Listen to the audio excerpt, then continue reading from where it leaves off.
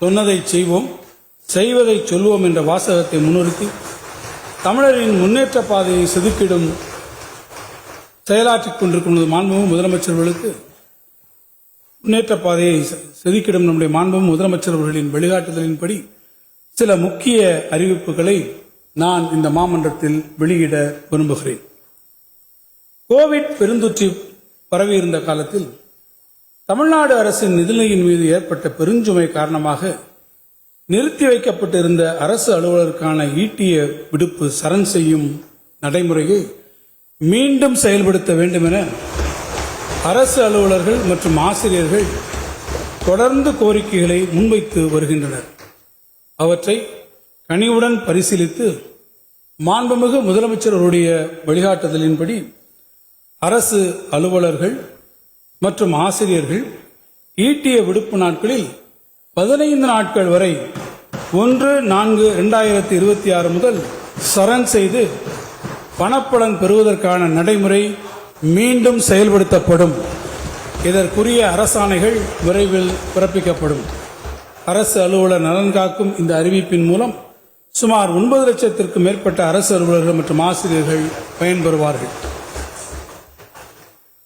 மகளிருக்கு சம சொத்துரிமை வழங்கிடும் சட்டத்தை கடந்த 1989ஆம் ஆண்டு நிறைவேற்றிய முத்தமிழறிஞர் கலைஞர் அவர்கள் வகுத்து தந்த பாதையில் வெற்றி நடை பயின்றிடும் நமது திராவிட மாடல் அரசு தமிழ் சமூகத்தில் மகளிருக்கான உயர்ந்த இடத்தையும் உரிய அதிகாரத்தையும் உறுதி செய்யும் வகையில் பல்வேறு முயற்சிகளை மேற்கொண்டு வருகிறது.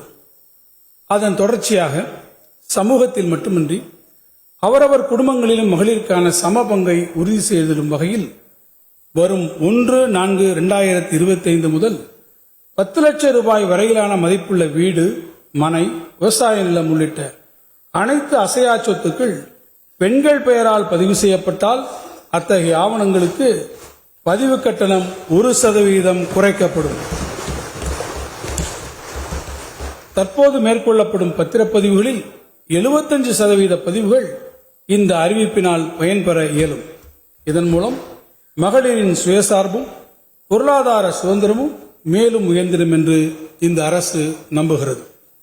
மகளிர் நலன் காக்க சுய உதவி குழுக்கள், விடியல் பயணம், கலைஞர் மகளிர் உரிமை திட்டம், புதுமை பெண், தோழி பணிபுரியும் பெண்கள் விடுதி என பல்வேறு முன்னோடி திட்டங்களை நாடே வியந்து பார்க்கும் வண்ணம் நமது அரசு செயல்படுத்தி வருகிறது.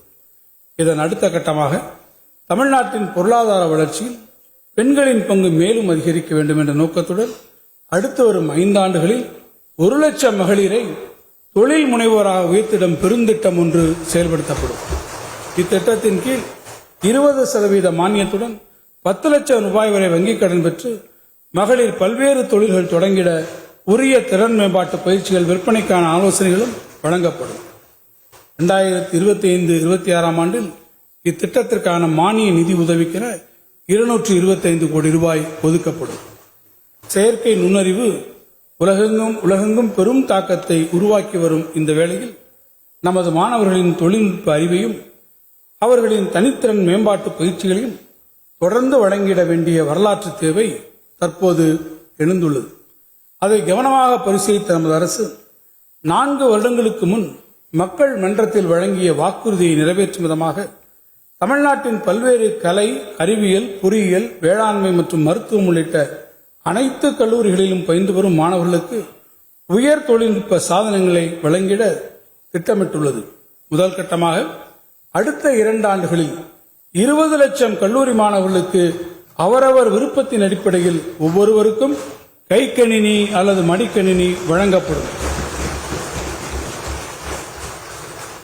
எதிர்காலத்தில் உயர் தொழில்நுட்ப உலகில் நமது இளைஞர்கள் அறிவாயுதம் ஏந்தி வெற்றி பெறும் வருவதை இது உறுதி செய்திடும் நோக்கில் அறிமுகப்படுத்தும் இத்திட்டத்திற்காக 2025-26ஆம் நிதியாண்டில் 2000 கோடி ரூபாய் நிதி ஒதுக்கப்படும். நூற்றாண்டு கண்ட இந்த சட்டமன்ற பேரவையில் மகத்தான தலைவர்கள் ஒருவராக வரலாற்றில் இடம்பெறவிருக்கும் நமது மாண்புமிகு முதலமைச்சர் அவர்களின் தலைமையில் எல்லோருக்கும் எல்லாம் என்பதை உறுதி செய்யும் வகையில் தமிழ்நாட்டின் எதிர்கால வளர்ச்சிக்கு ஒரு வலுவான அடித்தளம் அமைத்திட நாம் 2 மடங்கு உழைத்திடுவோம். இந்த வரவு செலவு திட்டத்தினை செதுக்கிட தேவையான பல ஆலோசனைகளையும் வழிகாட்டுதல்களையும் நல்கிய மாண்புமிகு முதலமைச்சர்களுக்கு மீண்டும் என் மனமிறைந்த நன்றிகளை நான் உரித்தாக்குகிறேன்.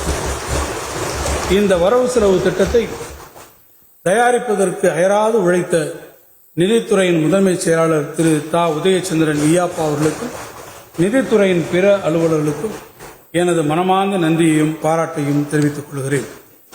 மாண்புமிகு பேரவைத் தலைவர் அவர்களே, 2025-26 ஆண்டுக்கான வரவு செலவு திட்டத்திற்கு இந்த அவையின் ஒப்புதலை பெற்றுத் தருமாறு தங்களை கேட்டுக்கொள்கிறேன். வாழ்க தமிழ், வெல்க தமிழ்நாடு.